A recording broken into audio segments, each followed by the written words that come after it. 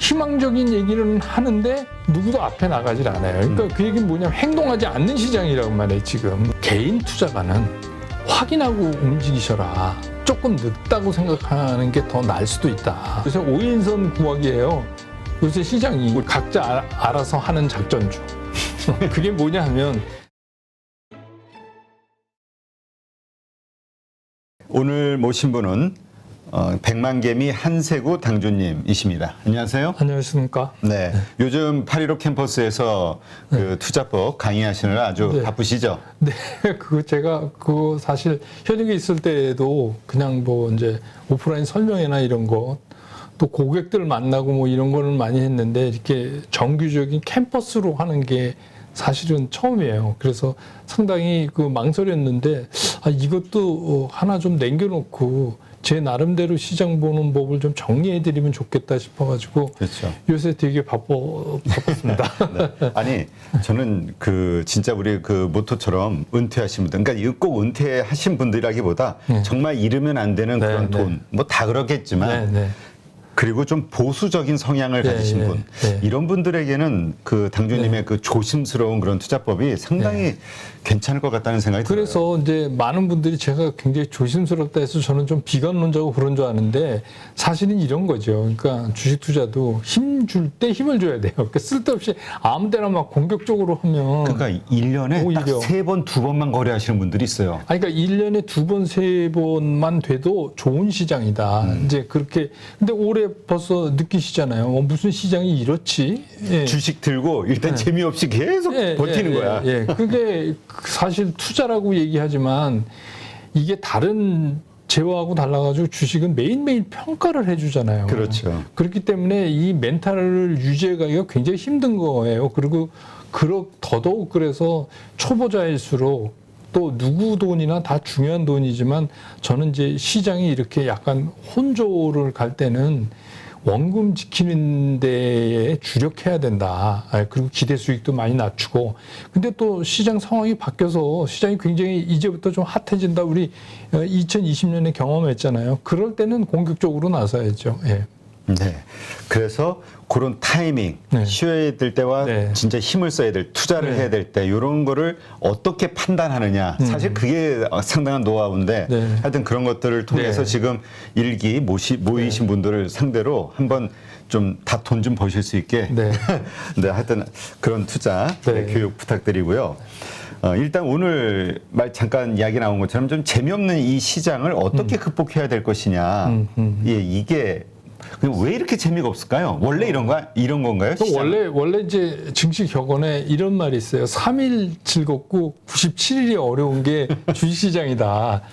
그러니까 주식시장은 일반적으로 이제 올해 같지는 않아요. 올해가 일반적이라고 얘기할 수는 없는데 올해는 이제 왜냐하면 우리가 2020년에 큰 상승을 한번 한 후로 그 다음에 진행되는 시장이기 때문에 우리가 전체적으로 보면 시장이 조금씩 이렇게 가라앉는 것 같다는 느낌을 받잖아요.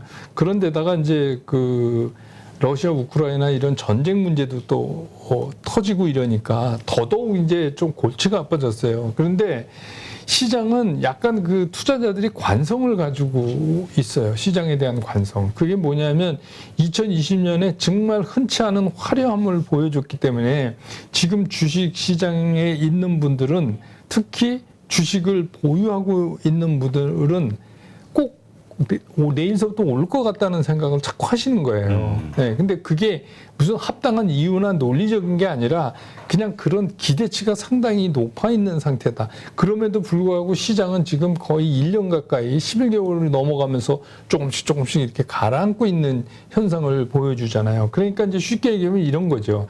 지금 전쟁에서는 계속 지고 있어요. 계속 후퇴 하고 있는데 꼭 국제적인 그런 전투에서는 꼭 이길 것 같은 느낌이 그렇죠. 종목 장세니까 이런 말로. 그러니까 그런 느낌을 이제 가지셨기 때문에 그걸 이제 어떻게 표현하면 내가 가진 종목은 오를 것 같다는 생각을 자꾸 하시는 거예요. 그렇죠. 네, 그래서 지금 시장이 재미없는 게 그런 거예요. 하방 경직성이라고 그러는 거는 여러 차례에 걸쳐서 확인을 시켜줬으니까 하방 경직성에 대한 어떤 신뢰 같은 거는 있는데, 그리고 이게 여러 차례 거듭됐기 때문에 일종의 학습 효과 같은 게 있어요. 그래서 에이 빠져도 여기까지 빠지겠어? 지난번도 그랬는데, 이런 이제 학습 효과와 그동안에 우리가 느끼고 있는 내가 가진 종목은 기다리면 무조건 올라간다라는 관성을 자꾸 믿으려고 하는 거. 그런데 이제 우리 시장의 수급에서 가장 중요한 건 뭐냐면, 늘 말씀드리지만 외국인이에요. 외국인이 사줘야 추가적인 수요가 발생해서 주가가 올라가는 거지. 우리 안에서 뭐 기관이 샀다 팔았다 하는 건 제가 여러 차례 말씀드리지만, 뭐 기관은 지금 파생이랑 연동해갖고 그 개인 투자가들처럼 배고프지 않아요. 그냥 다 그렇게 해서 또 자르고 이러는 거가 지난주에도 그렇고 어제도 그랬고, 이게 거듭되잖아요. 뭐 오늘 이제 뭐 이거 녹화 언제 나갈지 모르겠지만 어제 같은 경우도 갑자기 장 끝날 무렵에 무슨 뭐 그 삼성전자의 뭐 일부 그 오다 한 게 취소되고 뭐 이거 사실 확인하는 길이 그렇죠. 그러니까 루머인데 네. 불안하니까 일단 혹시나 싶어서 네. 먼저 던지는 그러면 거죠. 삼성전자가 떨어지면 선물 지수가 굉장히 빨리 움직여요. 그렇죠. 그러니까 어저께 장중에 모종의 처리를 해서 정리하고 마지막 그 선물 종가를 그렇게 만들고 뭐 그런 거예요. 그 어제 뭐 기관 엄청 샀어요. 현물에서. 그 기관이 갑자기 좋아서 샀다? 이렇게 자꾸 앞만 보고 평가하지 마시라. 그러니까 전체적인 시장의 수급에 변동을 주려면 외국인이 사야 되는데, 과연 지금 우리 시장이 외국인이 봤을 때 그렇게 매력적이다. 그 매력적인 게 뭐예요? 한국 시장에 지금 들어가면 돈을 벌 수 있다 아닙니까? 그렇죠. 거기에 영향을 주는 게 이제 두 가지잖아요. 실제로 한국 경제가 얼마큼 잘 견실하게 가고 있느냐. 근데 뭐 아시지만 무역 수지가 이미 100억 몇 개월째 넘어섰어요. 적자가. 예, 금년 들어서 작년 5월 말까지 97억 흑자였어요. 그러니까 완전히 뒤집힌 상태니까 지금 그렇게 매력적으로 보기 어렵다. 환율도 그러니까 1290원에 상투 치고 지금 조금 흘러내려왔다가 어제 여기에선 조금 또 올라갔다가 오늘 뭐 주가 오르니까 오늘 지금 보이진 않지만 분명히 조금 낮아졌을 거예요. 근데 그거 갖고는 우리가 환율이 이제 밑으로 방향을 잡았다고 얘기할 수가 없다. 그리고 그 환율의 원인도 달러가 약해져서 된 거란 말이에요. 그게 그렇죠. 왜냐하면 유로화 때문에 유로화가 뭐 세상에 뭐 금리를 올린다고 미리부터 막 아나운서하는 데가 어디 있어요. 그러니까 그게 이제 그 환율 때문에 이유가 급하게 한 건데 이렇게 말로 그래서 결과적으로는 달러 인덱스가 조금 흔들리니까 이제 그 바람에 우리께 조금 진정되는 국면이 있는데, 과연 그거를 보고 어쨌거나 환율이 조금 다운된 건 좋은 일이지만 그걸 보고 외국인들이 야 이제 한국 됐어, 이제 매력적이야 이러고 들어오겠느냐는 거예요. 그러니까 그 얘기는 뭐냐면 전체적인 틀에서 외국인들이 다만 뭐 한 2주 전, 3주 전보다는 파는 강도가 약해진 건 사실이에요. 요새 이제 샀다 팔았다 막 이러잖아요. 두 가지로 분석할 수 있죠. 더 이상 빠질 게 없어요. 우리 시장은 먼저 빠졌기 때문에 더 이상 우리 시장은 빠질 게 없으니까, 말하자면 좀 자기네들 그 포트폴리오를 재구성하는 리밸런싱 차원에서 일부 들어오거나, 아니면 이제 더 이상 빠지지 않는다는 거는 뭐냐면 공매도 쳤든, 그러니까 숏을 쳤던 것들을 일부 상환하는 매수도 있고 뭐 이제 그래요. 그랬다가 아니면 또 다시 또 두들겼다가. 그런데 그 물량이 그렇게 한 2주 전보다는 좀 줄어들었다는 게 좀 다행스러운 거죠. 그러니까 사실 그게 희망적인 시그널이라고 볼 수는 없지만 요즘 시장이 하도 답답하니까 그거라도 자꾸 희망적인 시그널로 해석하려는 거죠. 그렇죠. 그럼에도 불구하고 왜 주가가 힘있게 못 나가느냐? 네가 가라 이거예요. 지금 주체가 3개 아닙니까? 개인은 지금 뭐 하고 있냐면 주가가 생각보다 깊게 빠지면 단기적으로 들어가요. 그랬다가 올라가면 팔아요. 단기적으로 계속 그걸 하고 있고, 기관은 아까 말씀드린 것처럼 파생이랑 연동시켜서 그 움직임을 계속 하고 있고, 외국인들이 지금 미리 총대 메고 와서 자기가 고양이 목에 방울을 걸 이유가 뭐가 있느냐는 거죠. 그러니까 지금 주요 세 주체가 누구도 희망적인 얘기는 하는데 누구도 앞에 나가질 않아요. 그러니까 그 얘기는 뭐냐면 행동하지 않는 시장이라고 말해요, 지금. 다른 데서 뛰면 그때 내가 네가 좀 해봐라. 그러니까 네가 그런 움직임을 보이면 나도 갈게. 그러니까 지금 전부 시장을 들여다만 보니까 사실 지금 뭐 시장이 앞으로 폭락할 거다, 무슨 여기서 돌릴 거다, 이게 의미가 없는 게 다 그냥 말만 하는 거지 행동을 못 하고 있어요. 그러니까 이제 우리가 이런 시장을 재미없는 시장이다. 근데 이제 나중에 말씀드리겠지만 이 시장이 오래 못 가요. 이런 상태가 오래 가지를 못해요. 왜냐하면 시장은 이런 상태를 오래 끌고 가는데 익숙하지가 않아요. 뭔가를 해결해야 돼요. 방향을 결정해야 된다. 오르든 아래든. 그게 이제 점점 다가와 간다. 갑자기 심판의 날이 다가온다. 그게 왜냐하면 그게 기술적으로 그래요. 제가 이제 나중에 기술적인 거가 왜 그런가 이제 말씀을 드릴 테니까. 예, 그렇습니다. 그래서 재미가 없어요. 그러니까 지금 그 변곡점을 좀 앞에 두고 있다. 네. 그러니까 지금 우리가 2,600선은 좀 지지해주지 않겠냐. 2,500 아래로 그래서 2,600 아래선은 무조건 사야 된다 이런 얘기를 하는데 이것도 100% 믿어서는 안 된다. 네. 100% 믿어서 안 된다. 아래로 갈 수도 있으니까. 아래로 갈 수도 있으니까. 그래서 이제 제가 요즘 드리는 말씀이 개인 투자가는 확인하고 움직이셔라. 조금 늦다고 생각하는 게 더 나을 수도 있다. 그러면 그 하방이든 이거든 그 변곡점은 어떤 요소가 될까요? 아니 그러니까 지금 이제 이 시장이 이런 거잖아요. 개별 종목들이나 그 섹터들은 전부 이슈 갖고 지금 돌아다녀요. 그렇죠. 단기. 그냥 단기적인 이슈 갖고 막 돌아다녀요. 테마주들. 그러니까 뭐 지금은 모든 게 테마예요.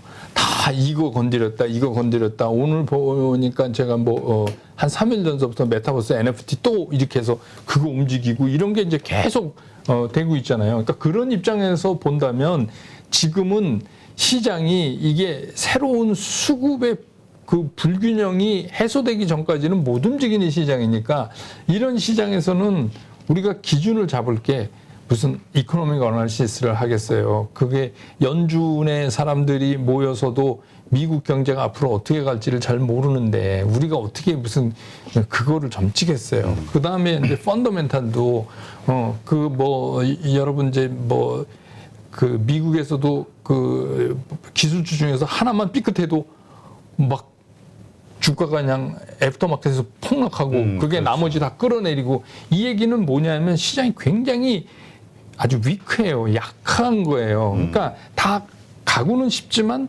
내가 먼저 하기는 쉽고 조금 뭔가 껄끄러운 게 나오면 얼른 보따리 쌀까 뭐 이런 이제 생각이 나니까 철저히 지금은 기술적 분석에 의존해서 시장을 평가할 수밖에 없다. 근데 이제 지금 최근에 5월 들면서 우리나라 코스피를 보면 우리나라 시장에서 코스피가 조금씩 올라가고 있어요. 5월 들어서.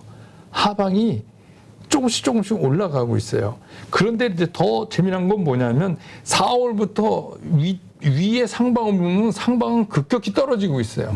그러면 지금 어떤 형태가 되냐면 깃발처럼 이렇게 떨어지는 선과 오르는 선이 만나고 있어요. 네. 그러면 이제 이게 기술적으로 그 꼭지점이 얼마 안 남았다고 보는 거예요. 그러면 이런 시장에서 특징은 진폭이 낮아져요. 왜냐하면 점점 빼죽한 대로 들어가니까.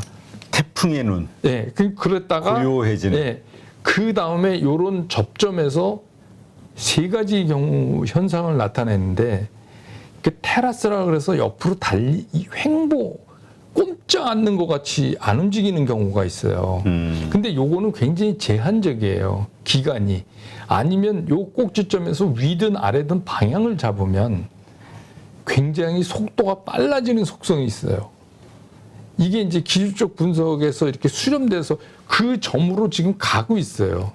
가고 있으니까 이제 우리가 보면 뭐 이런 얘기 하시는 분도 있잖아요. 야, 이게 한번 들었다가 더 세게 내다 꼰질걸? 이렇게 얘기하는 분도 사실은 이제 이런 거에 의한 거예요. 그 다음에 아니다. 제대로 가보지도 못하고 그냥 툭툭 더 떨어질 거다. 근데 어쨌든 간 시장은 지금 그런 점을 향해서 점점 가고 있어요. 그러니까 아까 말씀드린 대로 어떤 주체도 먼저 움직이려고 하지 않는데 뭔가 시장에서 시그널이 딱 우리 시장이 예를 들어서 한 3, 4일만 강했다. 그럼 얘기가 확 달라지죠. 이 추세를 뚫고 달라졌다 그러면 이제 진짜 가는 건가 봐 이러면서 이제 확 들어올 거 아닙니까? 그러면 그때부터 속도가 더 빨라지죠. 시장의 속도가. 지금은 시장을 무슨 다른 걸로 판단하는 거는 의미가 없어요. 그게 수급의 문제인 거고, 뭐 시장이 어렵고, 뭐 그 원자재 곡물가 이게 뭐 꼼짝 안 할 것 같다 당분간은 이런 건 누구나 다 알고 있는 사실이잖아요. 또 미국 시장도 연준이 금리 올리는 거 이외에는 할 게 하나도 없다는 걸 다 알아버렸잖아요. 시장이. 야, 쟤네 저러다 큰일 내는 거 아니야? 그럼 못 믿겠어. 이런 거잖아요. 그러니까 어제 이제 미국 시장이 조금 반등한 것도 그냥 뭐 회의록 보니까 우리가 다 아는 얘기네.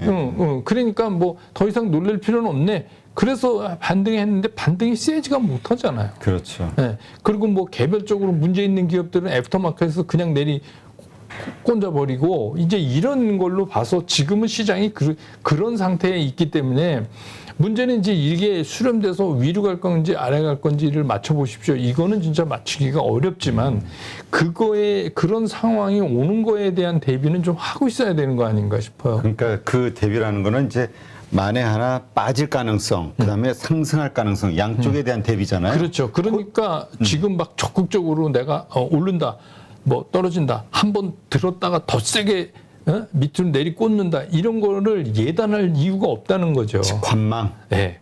그러니까 이게 굉장히 힘들지만 왜 그런 말씀을 드리냐면 100% 돈만 있다. 그런 분이 아니고 대부분 물려있는 주식도 있잖아요. 그렇죠. 그러니까 주식이 있기 때문에 지금 서둘러서 나머지 현금을 왜냐하면 나머지 현금이 있다는 얘기는 뭐냐면 그게 방향 설정을 하는 순간 굉장히 할 수 있는 일이 많아져요. 근데 돈이 없으면 어떻게 할 수가 없어요. 다행히 100% 주식만 갖고 있는데 주가가 막 올라간다. 그러면 해피하죠. 근데 아닐 수도 있잖아요. 그렇죠. 네, 그때 어떻게 하느냐는 거죠. 그래서 지금 현금 그대로 유지한 상태에서 그렇게 멀리 있지 않으니까 조금만 더 지켜봐도 되는 거 아닌가. 그런 생각이 들어요. 네. 참 그렇다면 일단 우리가 방향성이 상승이든 아래로든 정해지는 그걸 이제 확실하게 확인하자. 네. 어떤 방식으로 확인이 되는 거죠? 뭘 보고? 그게 뭐냐면 이제 예를 들어서 지금은 오늘 이제 반등 줬지만 어저께 이제 그 주가가 오르긴 올랐지만 우리가 얘기하는 좀 그 도지 형태를 냈는데 그렇게 썩 좋은 게 아니에요. 일단 다들 나스닥도 그렇고 한국 시장도 그렇고 거래량이 그러니까 눈치 보는데 그러니까 이게 밑단이 올라가고는 있는데 지금 이게 반등이 이 위에서 내려오는 그거를 상향 돌파를 못 해요.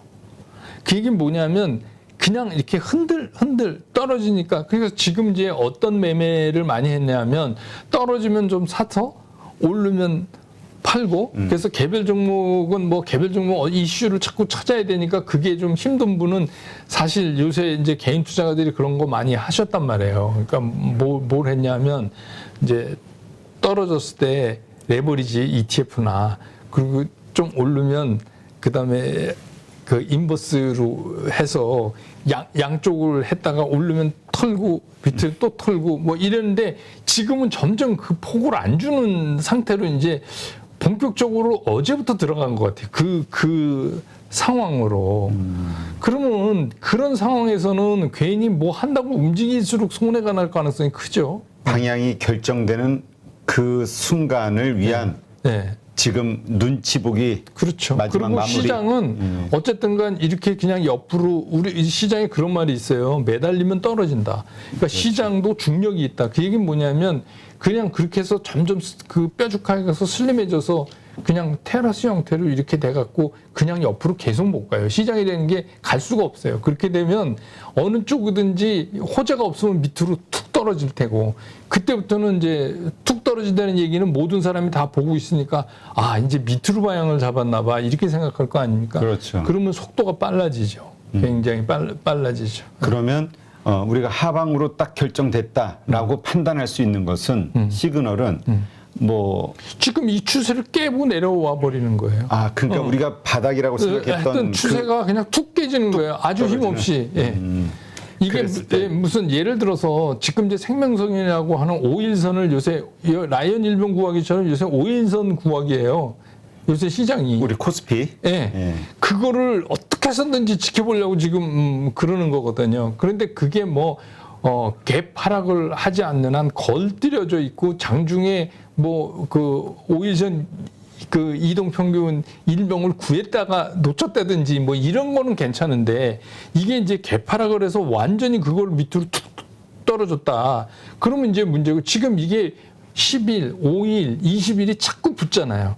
그거에 무슨 얘기냐면 이렇게 점점 수렴돼 가는 의미를 지금 얘기하고 있기 때문에 그런 이제 이동평균선이 밀집됐다가 거기서 방향이 정해지면 빨라질 수밖에 없어요. 왜냐하면 시장 참여자들이 이제 이쪽인가 봐 이렇게 다 믿기 때문에 그런 거거든요. 수렴이 될 때는 보통 우리 상승을 많이 기대하는데 수렴되면서 이제 5일선이 쭉 뚫고 올라갈 거를 근데 반대일 경우에도 이제 뭐 그렇죠. 있을 수 있죠. 왜냐하면 지금 이제 실제로 펀더멘탈을 좋다고 얘기할 게 별로 없잖아요. 그러니까 지금 이번에 오늘 그 시장이 나스닥도 그렇고 한국 시장도 안심한 게 이제 FOMC 회의록 의사록 보니 그냥 50bp 두 번 더 하자 이 정도 확인된 거잖아요. 그냥 이제까지 나왔던 거. 문제는 이거 가지고 인플레이션이 잡히냐. 그렇죠. 안 잡혔을 때가 문제잖아요. 그러니까 이번에 이제 특이한 게 뭐냐면 과거 얘기 많이 하는데 과거에도 연준이 나서서 긴축할 때 주가가 빠지지 않았다. 이제 그런 얘기 많이 하는데 저도 이제 그 사실을 알고 있고 그랬으면 좋겠어요. 근데 항상 주식시장은 이번엔 새로운 거 아니야? 라는 이제 그 의구심이 항상 붙어 다니죠. 과거랑 똑같다면 얼마나 시장이 쉽겠어요. 시장. 근데 이번에는 그 러시아 우크라이나 문제가 터지면서 인플레이션을 엄청나게 압박하는 요소들이 지금 그냥 또 터져버린 거잖아요. 그러니까 뭐 뉴스 보니까 러시아 외무차관이 그 우크라이나에서 곡물 나가는 길을 터준다. 근데 이제 포괄적 논의를 하자. 그 얘기 뭐냐면 자기네 제재 풀어라 그 얘기 아닙니까? 그렇죠. 그러니까 우리 하나 줄 테니 하나 그 얘기는 뭐냐면 지금 이거 에너지 곡물 이거 갖고 그래 한번 버텨봐. 니네는 뭐 무기 공급하고 주변 국가에다 좋아. 근데 이걸로 한번 버텨봐. 지금 이거 아니에요. 그러면 이게 이게 지금 어떻게 보면 경제 논리보다는 약간 그런 논리가 인플레이션을 엄청나게 압박을 하고 있는 거예요. 그러니까 그 문제가 만에 하나 우리가 이런 얘기 내일이라도 당장 그쪽에서 뭔가 좋은 시그널, 해결되는 시그널이 나온다거나 이렇게 되면 얘기는 좀 달라지죠. 그럼 인플레이션을 상당히 빠르게 꺾어 내려가. 근데 지금 우리가 기대할 수 있는 가장 빠른 확인점이 6월 10일이에요. CPI. 그게 가장 빠른 확인점이에요. 만약에 6월 10일에 CPI가 생각보다 괜찮은데? 이렇게 생각되면 인플레이션 뭐 이제 피크 친 거 맞네.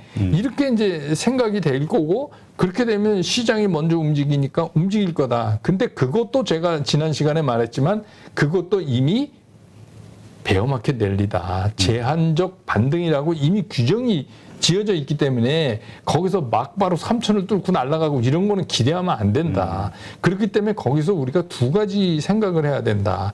첫째는 자꾸 오르니까 뭘 살 생각을 하지 말고 혹시 내가 가진 것 중에서 지금 잘못 가지고 있는 거 아니야? 이거 버려야 되는 걸 내가 여태 갖고 있는 거 아니야? 하는 걸 다시 한번 점검해 보시라. 그리고 좋은 섹터라 하더라도 내가 그걸 매수할 당시에 밸류에이션 했던 거하고 지금하고 상당히 차이가 있다. 그러면 지금 내가 판단하는 맥시에서 보내줘야 된다. 그게 길게 보면 오히려 좋은 거다. 그러니까 한쪽만 생각하지 마시고 그런 쪽도 동시에 생각하는 그런 시장으로 인식하는 게 편하다.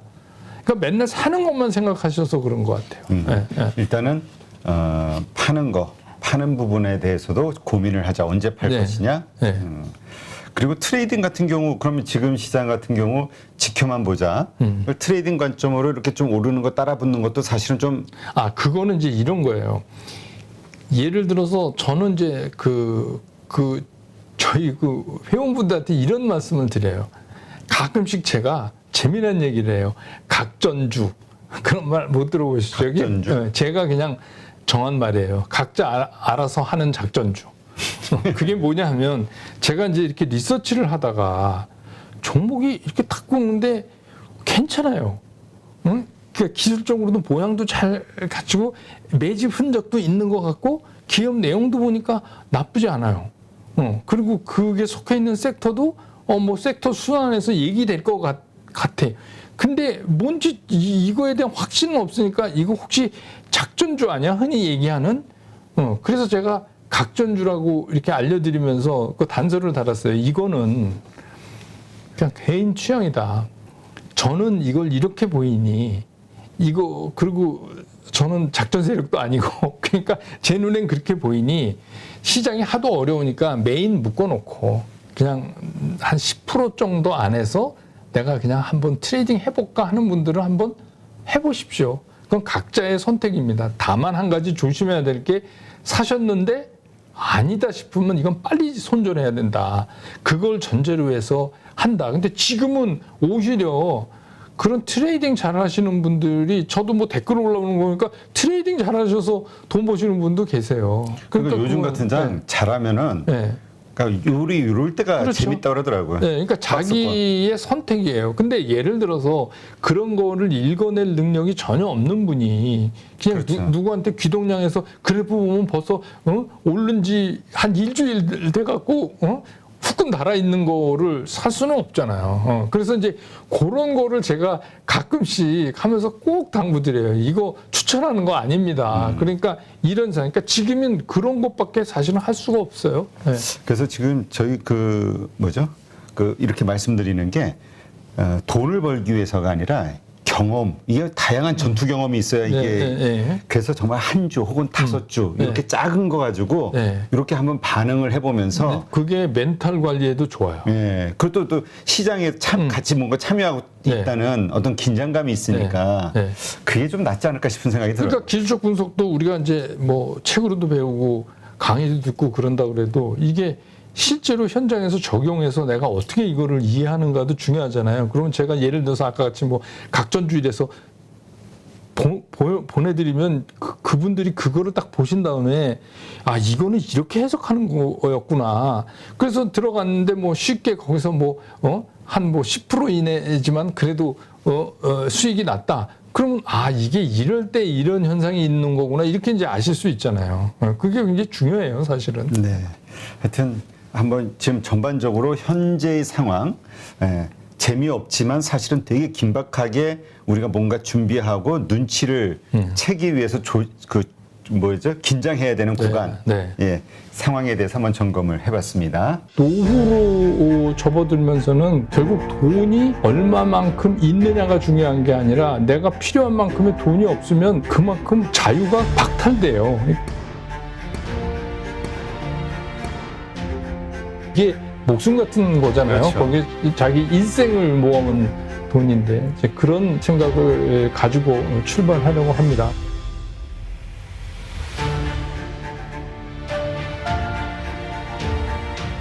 요즘 시장 왜 오르는지 왜 빠지는지 이유를 알 수 없는, 외국인들이 왜 파는지 왜 갑자기 또 사기 시작하는지 전혀 오리무중 알 수 없는 나날들이 연속되고 있고요. 이로 인해서 적극적으로 투자하시는 분들이 상당히 큰 손해를 입는 경우들이 자주 발생하고 있습니다. 그래서 이제 사물놀이 장세라고도 이야기하죠. 사면 물리는 장세. 이러한 때 시장을 보다 정확하게 읽을 수 있다면 얼마나 좋을까요? 젊은 분들이야 이런 경험을 통해서 실력이 커져갈 수 있지만 나이 드신 분들, 그러니까 은퇴하신 분들 혹은 은퇴를 준비하는 분들, 노후 준비 자금을 투자하고 있는 분들 입장에서는 피 같은 돈을 손실을 입고 있기 때문에 많은 고민들을 하고 있습니다. 그래서 이러한 분들을 위해서 저희가 증권가에서 정말 40년간 큰 획을 그으신, 그리고 또 CNBC의 앵커로서 또 정말 많은 전문가들과 토론을 하면서 시장의 상당한 분석을 해오셨던 같은 은퇴자로서 은퇴하신 분들의 마음을 가장 절실하게 이해할 수 있고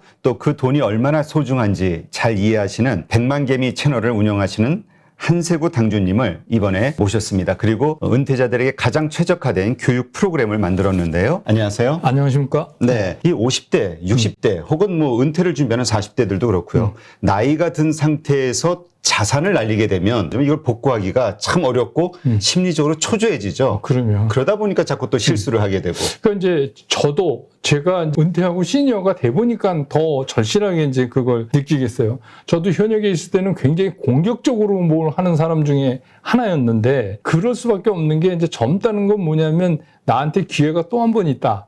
하는 거가 되는데 연령이 어느 정도 돼서 이제 그 시니어 배열에 들어가시는 분들은 사실은 목적이 좀 달라요. 젊은 사람의 경우는 뭔가 이거를 내가 기회를 삼아서 내 인생을 좀 바꿔지는 이런 이포크 메이킹한 뭐 그런 걸 만들어 보자 이럴 수도 있잖아요. 근데 사실 이제 뭐 은퇴하고도 노년에 그렇게 될 수도 있지만 확률적으로 굉장히 떨어지고 노후로 접어들면서는 결국 돈이 얼마만큼 있느냐가 중요한 게 아니라 내가 필요한 만큼의 돈이 없으면 그만큼 자유가 박탈돼요. 결국 돈은 자유하고 비례한다 이런 생각이 자꾸 이제 저도 시니어가 돼 보니까 들어요. 그러니까 시니어에서는 뭐 1억 천금을 벌고 막 인생을 바꾸고 이런 거보다는 어떻게 합리적인 그 내 재산을 증식해 갈 수 있느냐. 그래서 이제 그런 거에 주안점을 맞추고 가장 중요한 거는 원금이 깨지면 안 돼요. 그렇죠. 네, 손해가 나면 복구할 수 있는 기회도 적고 굉장히 힘듭니다. 그래서 제가 이제 늘 말씀드리는 게 내가 너무 일찍 팔았나? 조금 더 갖고 있으면 더 먹을 텐데 이런 생각하시지 말고 오히려 아쉬운 게 원금 손해 나서 힘든 것보다 훨씬 낫습니다. 이런 말씀 드리죠. 그래서 확실히 이 시니어나 이런 분들의 투자 전략은 큰 거에선 변화가 없겠지만 좀 달라야 된다 이런 생각을 하고 있어요. 그렇죠. 그러니까 뭐 리스크 관리가 좀 더 예민해야 그렇죠. 되고요. 네. 사는 시점, 그다음에 파는 시점이 네. 일반적인 투자자들하고는 이 네. 노후 자금을 운용하시는 분들은 네. 좀 달라야 된다. 네. 이게 이제 정말 많은 전문가들의 이야기입니다. 그래서 이번에 한세구 당주님과 8.15 캠퍼스에서 만든 성공 노후 투자 스쿨, 이건 아무래도 은퇴하신 분들, 그다음에 네. 은퇴를 준비하시는 분들을 특정하고 있기 때문에 일반 프로그램과는 좀 달라야 될 것 같거든요. 네, 어떤 차이가 있을까요? 이 기존의 어떤 투자 교육 프로그램들과? 사실 그 어떻게 보면 이게 최초인데요. 어떤 특정 계층, 시니어라든지 노후 자금이라든지 이런 거를 세분해서 거기에 맞는 어떤 투자 전략이나 정보 제공이나 시장 분석법이나 이런 건 처음이 아닌가. 그래서 사실 첫 번째는 제가 40여 년 동안 주식 시장에서 같이 했다는 거. 두 번째는 저 또한 시니어라는 거. 그래서 제가 그 어떤 심정인지 제가 잘 아니까 그런 의미에서는 좀 낫지 않을까 이런 생각도 동시에 하고 뭐 그렇습니다. 그래서 결국 우리가 할 수 있는 행동은 그래서 살 거냐 팔 거냐 가만히 있을 거냐 이 세 가지 중에 하나로 귀결돼야 되는데 그래서 저는 이제 이런 모든 내용을 가능하면 좀 간단하게 간결하게 전해드리려고 원래도 제가 좀 그런 스타일이지만 그렇게 할 거고 그다음에 이제 또 한 가지는 어느 한쪽에 치우침이 없어야죠. 하여튼 이러한 것들이 결국 노후를 보내는데 절실하게 필요한 은퇴자금, 그다음에 노후 준비를 하시는 분들에게는 큰 노하우 혹은 실질적인 도움이 되지 않을까 저는 그렇게 기대가 됩니다. 앞으로 8.15 캠퍼스를 통해서 만나는 분들께 마지막으로 하시고 싶은 말씀 있으시면. 네, 특히 이제 이 제목 자체가 성공 노후 투자 스쿨이에요. 그러니까 이미 제목에도 나와 있지만 이거는 특히 이제 시니어 분들이 많이 관심을 좀 갖고 보셔야 되는데 그런 의미에서 저는 이렇게 생각을 합니다. 그러니까 주식 시장에 접근하는 그 자세부터가 노후 시니어들은 이걸로 대박 내려고 그러면 금방 쪽박으로 갑니다. 그러니까 남보다 더 벌겠다가 아니라 남만큼 나도 벌어야 되겠다. 이런 마음가짐으로 접근을 하시면 성공 노후 투자 스쿨과 함께 하시면 좀 시장에서 그래도 평균 이상은 하실 수 있지 않을까. 그러니까 노후 자금은 그게 중요하죠. 그리고 원금을 어떻게 하면 안 깨먹고 잘 보존하나. 이게 목숨 같은 거잖아요. 그렇죠. 거기에 자기 일생을 모아온 돈인데 이제 그런 생각을 가지고 출발하려고 합니다. 그래서 여러분들이 많은 성원해 주시면 더 열심히 하겠습니다. 네, 저희도 최초로 시도하는 건데 은퇴하시는 분들, 은퇴를 이미 하신 분들, 그리고 은퇴를 준비하는 분들에게 가장 최적화된, 가장 필요한 그러한 교육 프로그램이라고 감히 말씀드릴 수 있는데 이런 분들에게는 정말 도움이 될 거라 저희도 기대를 합니다. 오늘 좋은 말씀 고맙습니다. 감사합니다.